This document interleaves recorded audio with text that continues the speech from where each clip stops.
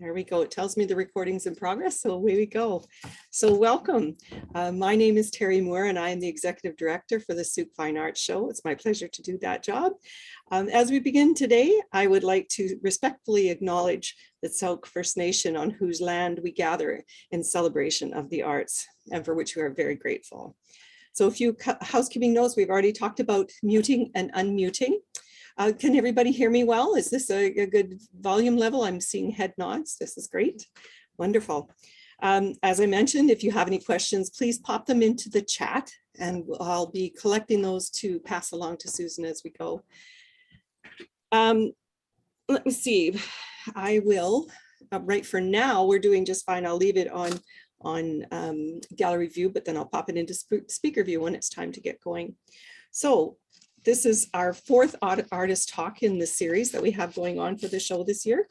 And it is with textile artist Susan Purney Mark, and talking about her piece along the Fraser, which I will remind everybody, if maybe you don't know, that it was an award winner at this year's show, and it won for the Jan Johnson Social Commentary Award, which is a very important award to us. Jan Johnson was an artist, a local artist, who had the most amazing metalwork sculptures that he did for the show every year. Always very political, always very interesting, and had something to say. So his widow, Mary Alice Johnson, has carried on with the tradition of making sure that there was that political commentary in the show.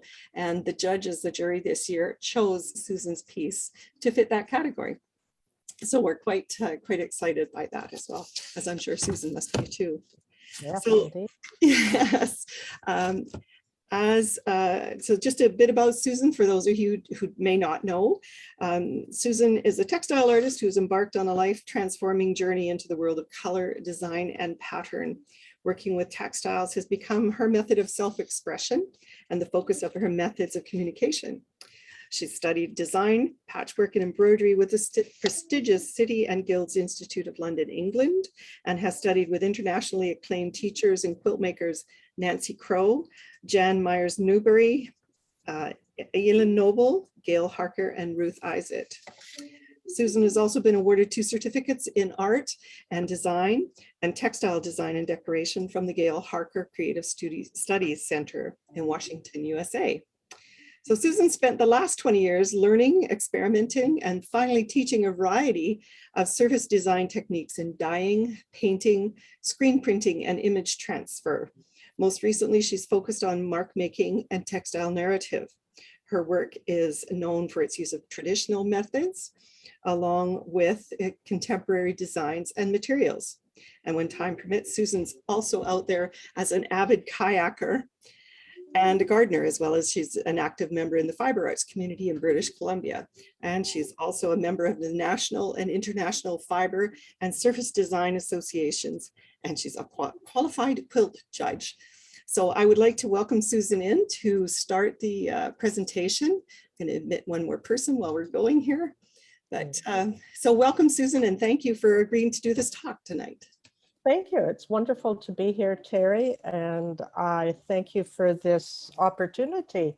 And I would just like to acknowledge that I am living, working, and playing on the traditional territories of the Wasanic people, and in particular on the island of Sadeas, also known as Pender Island. So thank you very much. And I'm going to start my screen here and begin with this. So the title of my talk is Along the Fraser, the Industrial Shoreline in Fabric. And this is an ongoing series that I have been working on for the past, 6 years or so, in amongst other work in a textile related field, but I try and produce 1 or 2 pieces a year that focus on images that have inspired me in that sort of line between land and sea that we call the shoreline. And I'm just going to minimize something here. Oh, okay.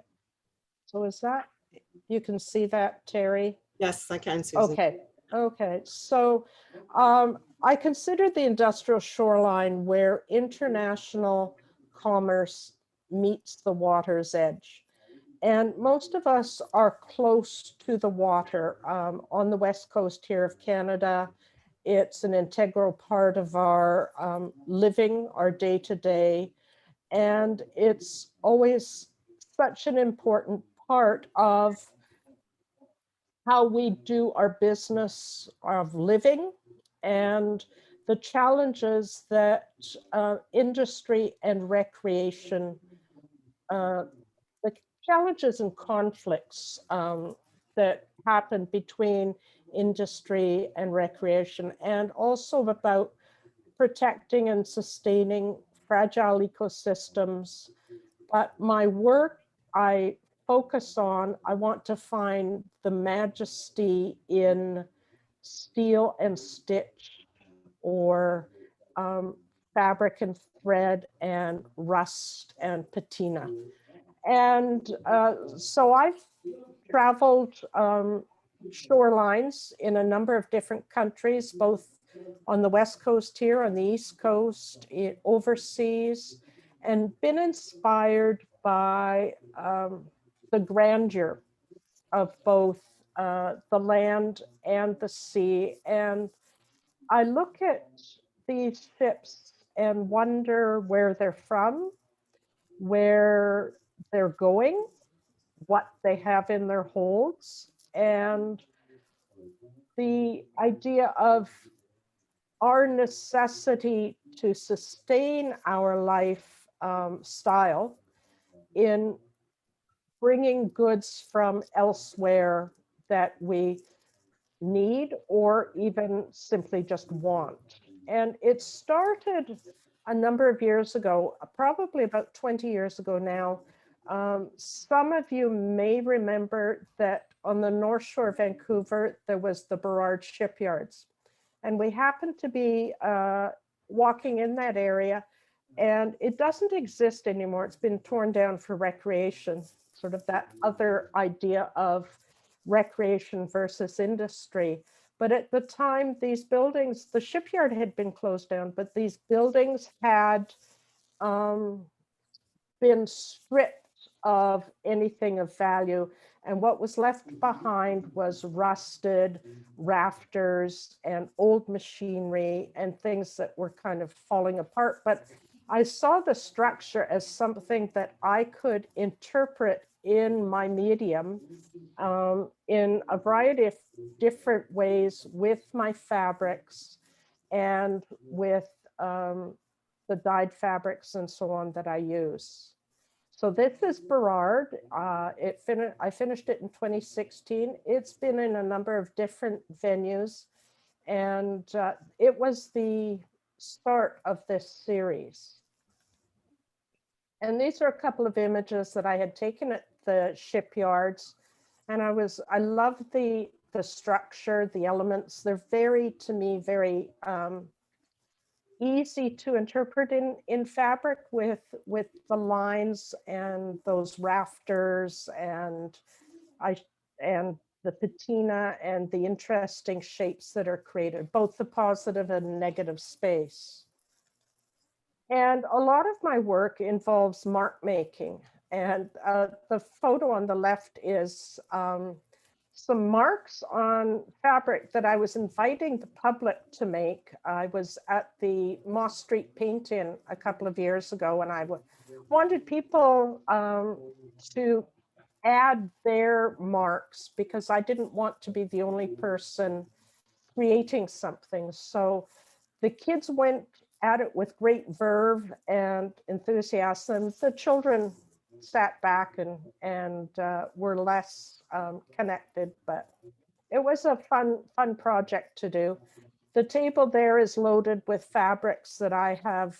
They're actually vintage fabrics. I try and reuse fabrics from old tablecloths or bed sheets or even clothing and so on. So I'm not working simply with cotton, but I incorporate linen and mixed fibers in there as well. These are some fabrics that you can see the marks on there, but then because of the such strong contrast between the black and white, I toned everything down with white paint, running either with a brayer or sometimes a roller, or even using stencils. So everything is more subtle and less strident. I also dye all my own fabrics. So I use fiber reactive dyes, and they are very bright, strong colors. They're color fast. And if you're not familiar with them, they're actually the dyes that are used mostly for the clothing that you wear if it's a natural fiber, such as cotton or linen.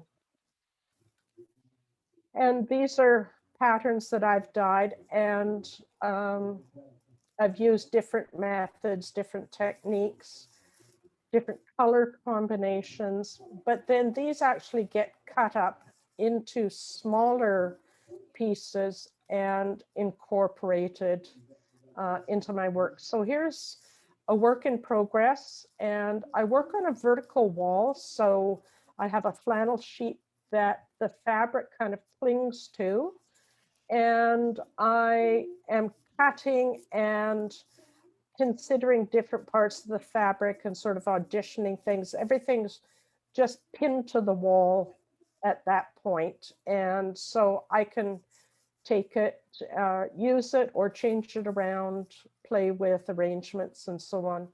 Most commonly, I'm working off of photographs that I've taken. So these are components of a piece called The Salmon Are Gone. And so you can see the stitching and the detail, as well as that background of the whitish fabric. So here it is in full view. It's you can see the photo on the right-hand side, which I had taken from the car just along the Fraser River. There's a huge factory of some sort. And so I interpreted that in fabric and took some artistic license as well.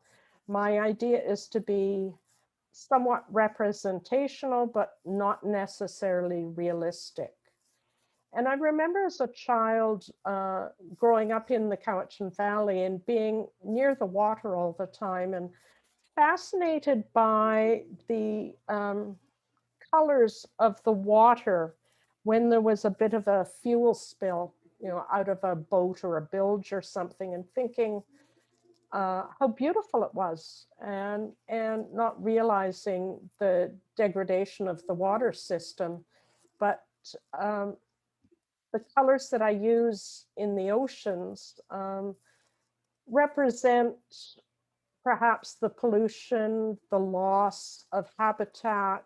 I'm not a strident protester. I prefer to use my art to send messages of more reconciliation and hope that we can work towards a better environment. This is a piece that is in progress, so it shows you how I might take units and build from it. So those are very thin strips of fabric that I have pinned on. And the next photo, you can see the black and white image. I just print off on my printer. And that's really just a guideline for me. I'm not trying to make it totally realistic, but I've got the freighter there and the gangways and so on. And there it is finished. Now I haven't absolutely completed this, but it gives you a good idea of what it might look like as a completed piece. I haven't even titled it, so I'm working on that. Once I get my studio back, I'll be finishing that one.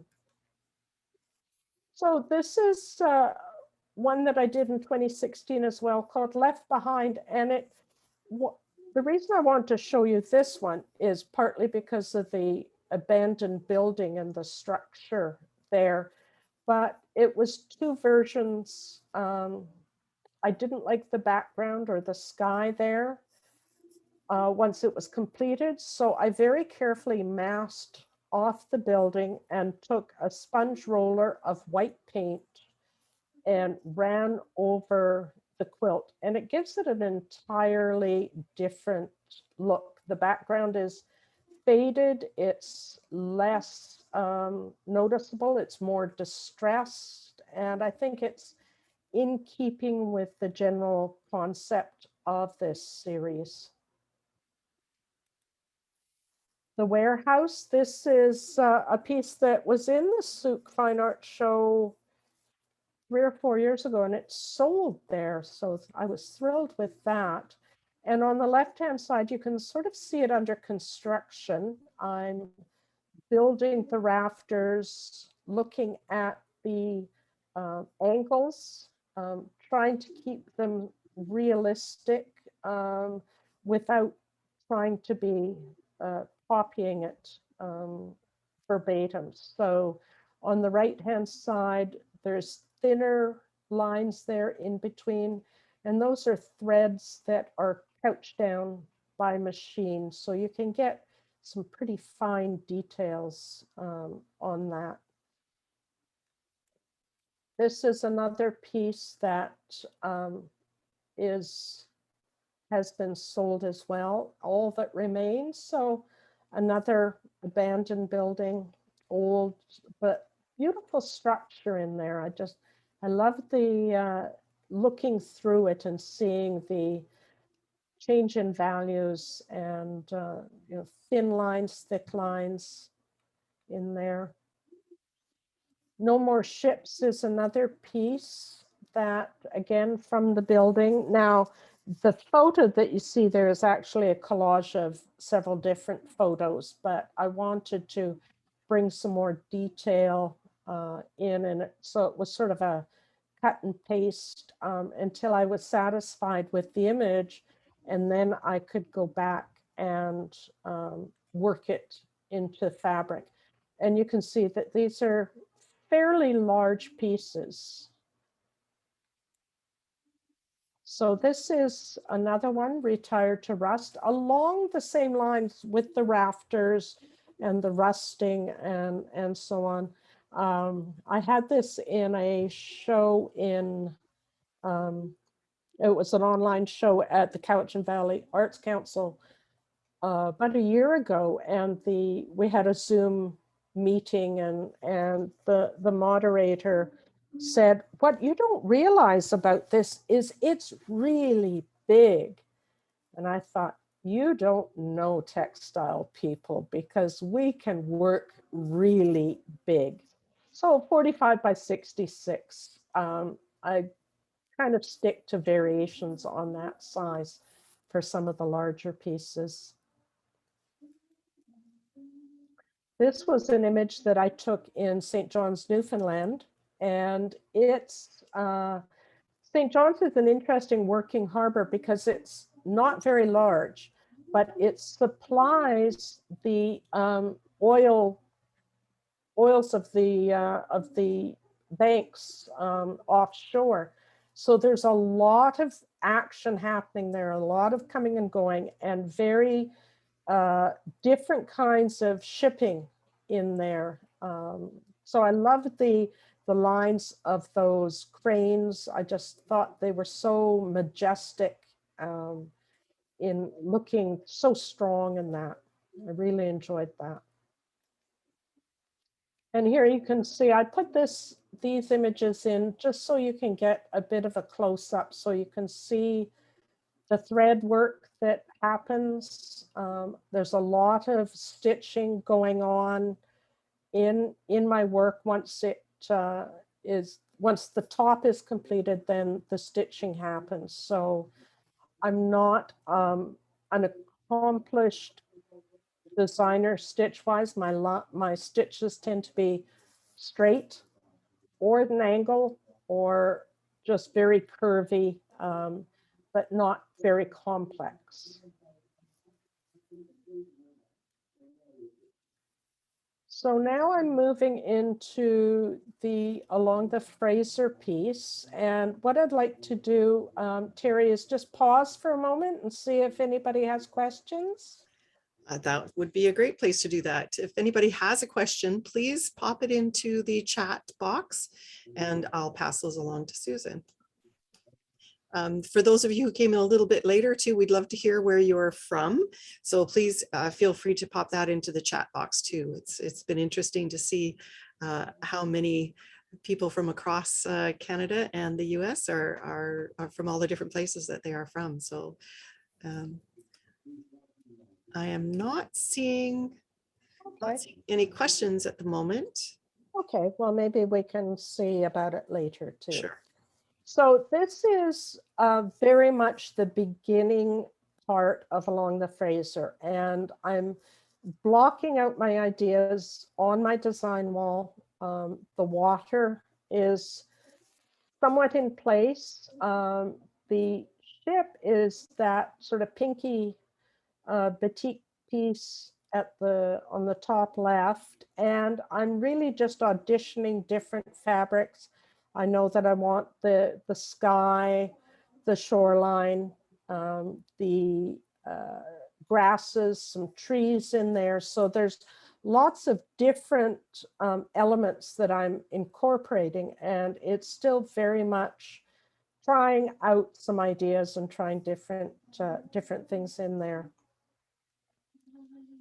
And then this becomes sort of my grass and gravel, bushes, branches, and things. So these are all strips that are going in. And I know that I also need, in between the water and those grasses, is I need a bit of a beach or a rocky shoreline. So that comes in there too. And so this is the finished piece, and it's fairly large, almost 5 feet by 4 feet.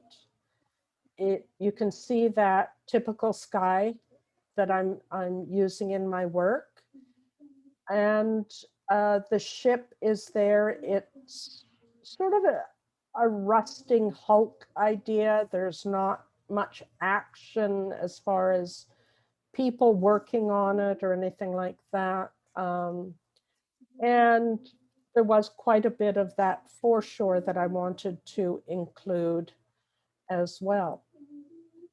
And you can see that I take artistic license with the photograph and crop things out, change the scale, and eliminate objects that I don't want in there.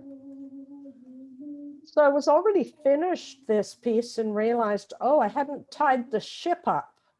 So I had to go back and put some ropes on the ship so it wouldn't float away. So on the right, you can see that I've added some lines onto the pilings. And then I thought I wanted a little bit more detail on the upper structure of the ship in there. And so that was the completed piece that you had seen. And this is a close-up of the fabrics that I use for my water. So these are a fabric, many of you know them as shibori fabrics. It's a Japanese technique of dyeing compressed fabric on poles. And so I dye the fabrics one color and then rinse it off, dye it another color, and so on. And so some of those fabrics have been dyed 4, 5, or 6 times in order to get that combination that I'm looking for.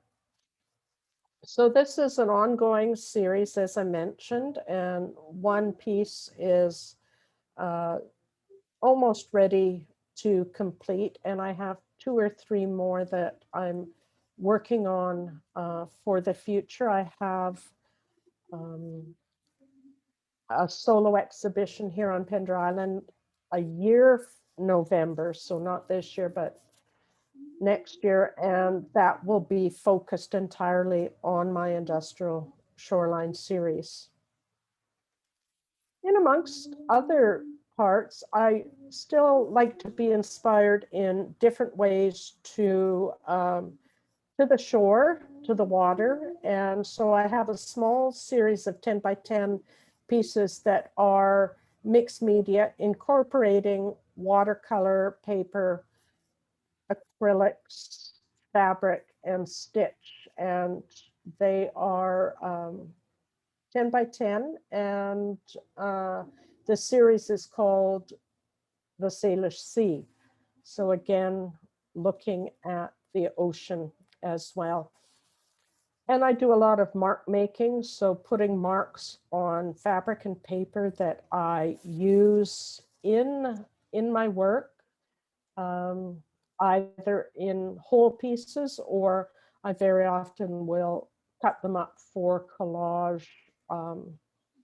And in a case like this is a book that I had created out of painted paper, stitch, and fabric. And I spent a year in Iceland, or not a year, a month in Iceland at a textile residency, and my focus was on narrative and bookmaking. So this is one of the pieces that came out of that experience. And it continues to influence my work in many ways. So here's a picture that is happening right outside my studio and looking over to Saturna Island, which is across Plumper Sound. And Plumper Sound is a fairly deep, protected, sheltered area, which is an acceptable place for freighters to anchor while they are waiting to go to Vancouver to the port to load. It is a serious concern for us in the Gulf Islands because these ships have come loose from their anchorages. They've come close to hitting one another, and as well as the noise and light pollution that they create. So it's an ongoing challenge to get this issue addressed. And it's small steps forward.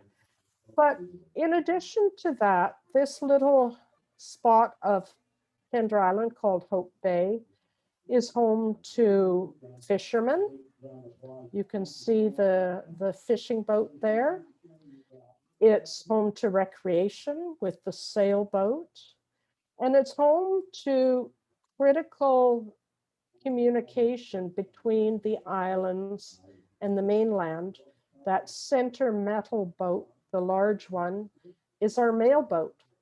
And it brings mail from the other Gulf Islands to Pender that then gets taken off to Victoria. So it comes into Hope Bay twice a day, 5 days a week, to unload the mail. And certainly even in these days of electronic communication, the mail still must go on.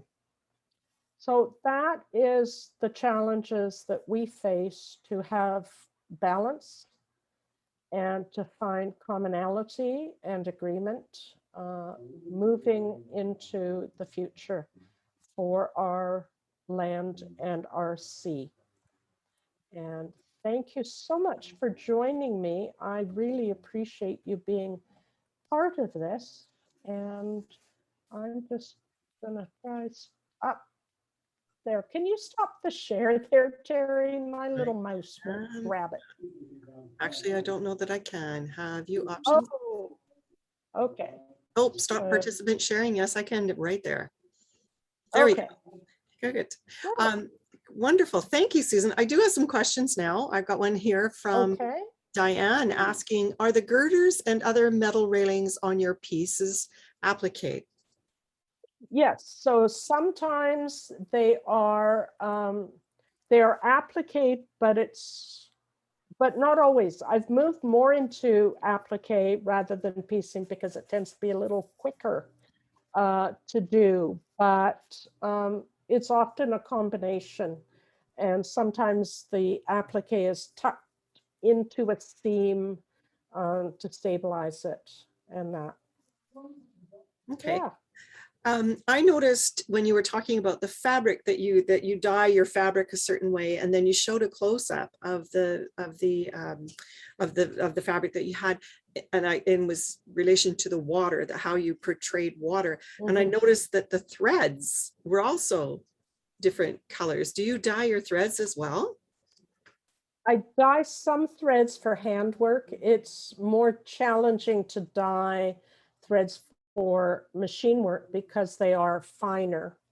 So it would be more complicated and a bit more work, but it's very easy to buy colored threads and color changing threads. So along the thread, it'll change colors in a repeating pattern. If you ask a quilter how many spools of thread they have, they will laugh. I probably have 350 spools of thread. Oh, really? Okay. Yeah. I also had a question, and you may have answered this in the beginning, but I just wanted to clarify. What made you start looking at the industrial shoreline? Like, what was it that twigged that this could be something that you would use as inspiration? It's actually after I'd done 2 or 3 pieces, and I was looking for what commonality is in this, and what can I say about the work moving forward if I were to continue, rather than them just being solo pieces. And I wanted to continue working in a series. And when you do that, you can get deeper into it. You can be more critical and more, each piece takes on a meaning that is connected to the other pieces, but not always an identical piece. Each piece is something that you think, okay, now I want to look at something else, and one leads to another. And I was also part of an exhibition in the North Vancouver Arts Council about 4 years ago, 3 or 4 years ago, and it had to do with shoreline. And one of the participants was a good friend who was working with paper and image transfer and collage. And she had some really interesting ideas that we spent a lot of time talking about. So that's sort of how it started. And it's just kind of taken on this other life that is so self-sustaining. It just keeps going. Wonderful. We're getting a couple of messages through about this wonderful presentation, very inspiring, and an inspiring and evocative work. So thank you for sharing. Thank you. Yeah, I have to say I would be agreeing with that. Although it's been many years since I've sewn or quilted anything, I am really appreciating the idea that you can look at an industrial site and think, yeah, that would make a great wall hanging. How can I do that? Just the idea of looking at something that most people wouldn't put, to fabric and think that would be good. So that's very inspiring. Thank you. Yeah. One funny little story. A few years ago, I had a brain scan and asked the technician if I could have an image of it to do some artwork with. And she said, couldn't you just paint pretty flowers? So artists sees the world in a different way, I guess. Yes. Well, we love the pretty flowers, but I'm really pleased that you're doing these sorts of linear works. It's really interesting. Thank you. And your use of color is quite amazing to me too. The idea that you mentioned about having the gasoline or whatever on the water and having it spread like that, I know exactly what you mean. So it's interesting to see it there too. And you're getting some congratulations on your award as well. Oh, lovely. That's so kind. Thank you. It's such an honor to have that. I really do appreciate it. Thank you, That's wonderful. everybody. Yeah. I will let you know, or I will let everybody else know that the piece is hanging, available to see in real life with your eyes in the Sooke Arts Council gallery, which is a small little gallery just started up this year in the midst of COVID, believe it or not, in the middle of Sooke, and we have it's big enough to host the award winners from our show this year. So it's open to the public from now until August the 8th. So there is a chance, if you're in the neighborhood, to come and see Susan's work in person at the Sooke Art Gallery, which is at 6596 Sooke Road. So it's at the corner of Sooke and Church Roads, right behind Jenny's Pantry, same building. I think there's a Chevron station on the corner. So basically in the middle of Sooke. So it's there between 11 and 4 every day until the 8th of August. So. And there is another textile show going on in Sooke. I don't know where though. It's coming weekend. I'm not entirely sure where it is. Actually, I was told and I have forgotten. My apologies for that. But yeah, there's a lot of textile artists in the neighborhood at the physio. Oh, that's right. It is at the Physio Center. Thank you. Which is just past the Otter Point Light at the next block over. There's a center there where I think there's Little Vienna Bakery is at the very front of the little mall that it's at. So that'll be interesting to see. So if there's any other questions, please feel free to pop them into the chat. And we can answer or get them to Susan so she can answer them. And while I'm waiting for those, I will let everybody else know that we do have, I mentioned this is the 4th in a series of talks that we have for the Sooke Fine Arts Show. We've got a number more coming up. Tomorrow, Wednesday, we have the talk is called Turning Photographic Caterpillars into Butterflies by a local photographer, Craig Harris, who talks about the transition of an original photo into a final product by using things like Photoshop elements and Nik and Filter Forge to find the artistic merit in a piece, which is really kind of an interesting thing. And then on Thursday, we have 2 talks going on because we typically do in the show a seniors tea. Actually, we do 2 seniors tea days, but we thought this time what we would do is have a seniors tea talk, but of course it's open to everyone. And it's called What Makes a Great Photograph. So we had several photographers this year in the show and wanting to share their information. It's by Delia McRae, and she talks about what she does, what she looks at to make a good photograph. So that should be an interesting one. And then Thursday night is a talk called Living with Your New Art. And this is by Shannon Lee Ray, who is the team lead for our design team. And Shannon is just brilliant at being able to place photos, how to hang them properly, where you might think about putting them, how you might group them. It's a really interesting talk. So that one's coming up as well. And then finally, Friday, we're talking with Sheena McCorkadale, who is also another award winner this year. And she's made a 7-foot tall sculpture called Isadora Arabesque out of chicken wire, and it is quite interesting and unusual. So we welcome people into that, and you can find those and register for those on our website as well. So I'm getting lots of people congratulating you, which is really wonderful. There is another question here that says, where do you see this series going on from here? I am going to continue making a few large pieces, but I'm also looking at taking some of those elements, particularly the water areas, those multicolored pieces, and looking at that as an exploration on how I can add light and reflection in the water with my dyed work. So that's another possibility. Yeah. Oh, yeah. So it'll keep growing. Okay. People are saying things like this is enlightening as usual. That's from Andrea. And thanks for sharing your presentation. And interesting and as informative as always. So that's wonderful. Thank you. That's very kind. And thank you everyone for coming and joining. And I know many familiar faces and names, and that's lovely to have you as part of my life. Wonderful, wonderful, wonderful. So I think, unless I don't see any more questions popping up, just lots of congrats. So I think we'll end it here then. Thank you everyone for coming out tonight. Thank you for participating. Susan, thank you so much for sharing your information and your passion for the fabrics. The website address I will pop up here. It is SookeFineArts.com. You can put the www in if you want to, but otherwise it's just SookeFineArts.com.